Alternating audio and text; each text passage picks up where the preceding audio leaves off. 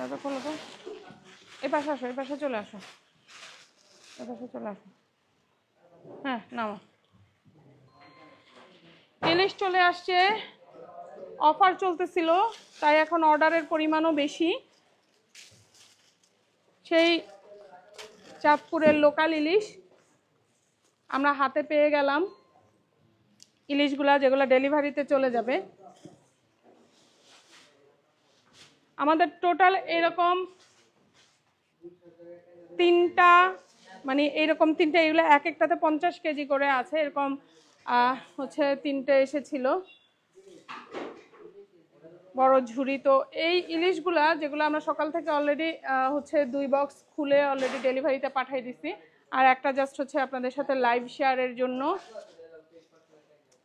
একটা এইমাত্র আনবক্সিং করা হলো।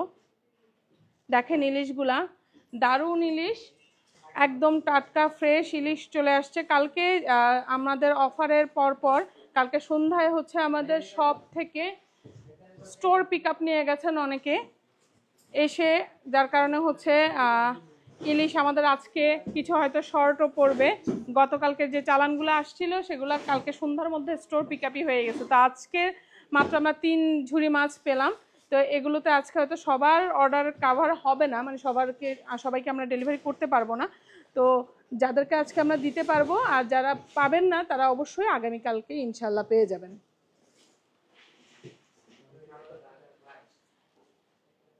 একটু ইয়াটা লেখো তো। হ্যাঁ 12 কেজি 900, এটা ঢালো, এখানে ঢালো। 12 কেজি 900 আছে এখানে। হ্যাঁ একটু লিখো, একটা কাগজে লিখো, 12 কেজি 900 লিখো, 12 কেজি 900 লিখো। এবার এখান থেকে উঠাও, উঠো উঠো উঠো, কি থেকে উঠাও, বের করো। হ্যাঁ নিয়ে যাও।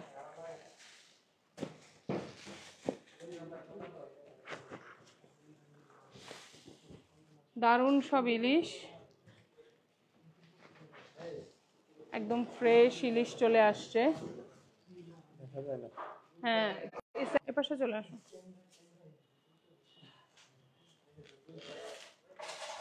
এপাশে চলে আসো, এপাশে।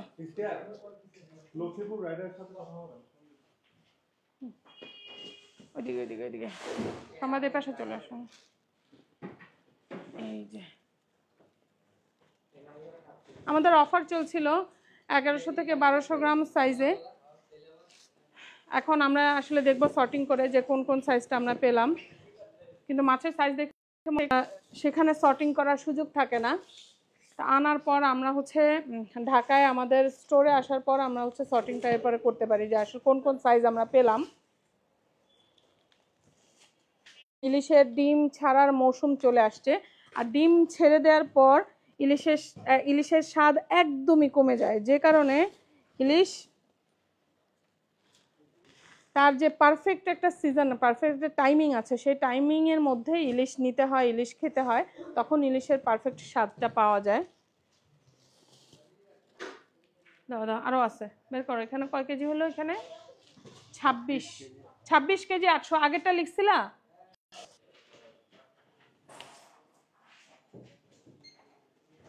না বের কর, বাকিগুলো বের করে ফেলো।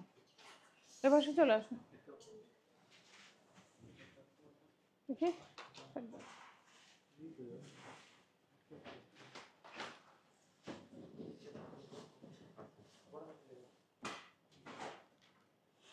আমরা এই পুরো সিজনে ইলিশ কালেক্ট করার সময় একটা জিনিস খেয়াল রেখেছি, যাতে হচ্ছে ডিমের পরিমাণটা মাছে বেশি না হয়, একটু কম ডিমের, অল্প ডিমের ইলিশগুলো সংগ্রহ করা যায়, তাহলে হচ্ছে মাছটা খেতে স্বাদটা বেশি পাওয়া যায়।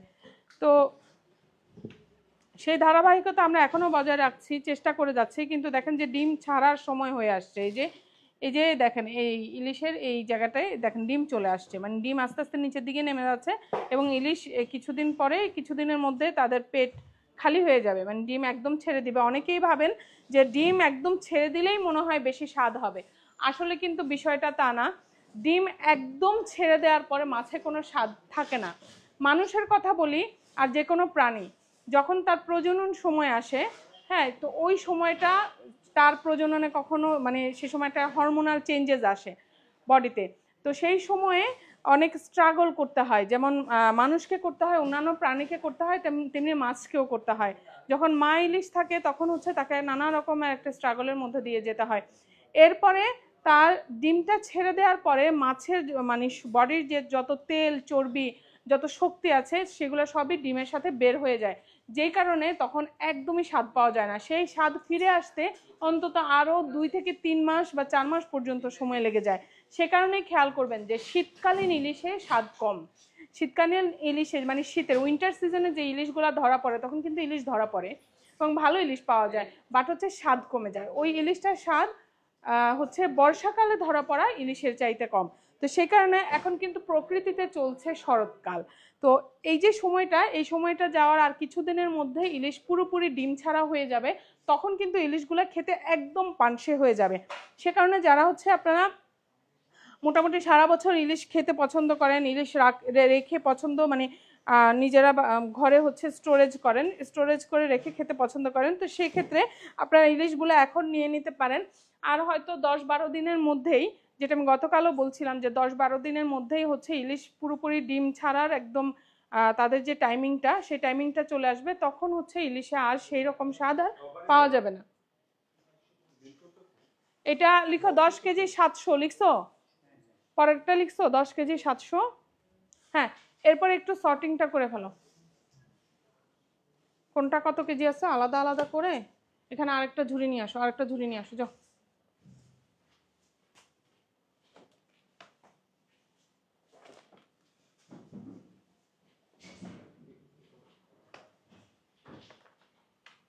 রূপালী ইলিশ একদম চকচক করতেছে। চাঁদপুরের এই লোকাল ইলিশটা জনপ্রিয়তাটাই একেবারে অন্যরকম, যে কারণে আমরা সবসময় মানে আমাদের যে সোর্সিংটা সেই সোর্সিংটা আমরা চাঁদপুর থেকেই করি। এখানে রাখো একটা একটা করে, একটা একটা করে ওয়েট দেখো। হ্যাঁ, এ পাশ থেকে ধরবা,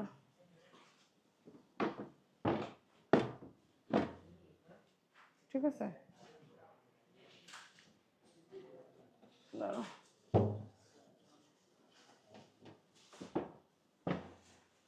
জিরো আছে, হ্যাঁ দাও। এটা 1 কেজি প্লাস, হ্যাঁ এখানে রাখো 1 KG plus, 1 KG 60।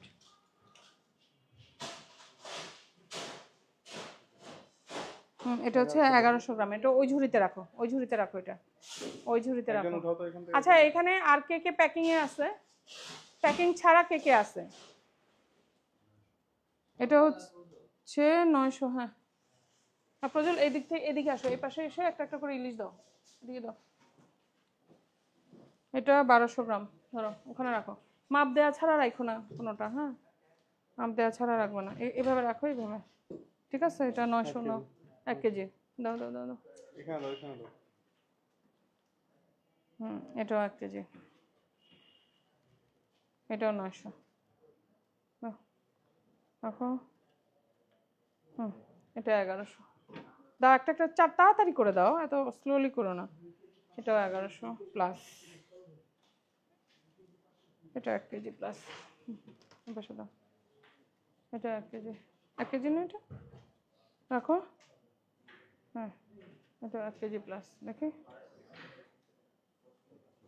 1 KG plus, ঠিক আছে 1 কেজি প্লাস। দাও দাও, তাড়াতাড়ি করে দাও। এটা 900 প্লাস, এটা 1 কেজি প্লাস। এটা কত?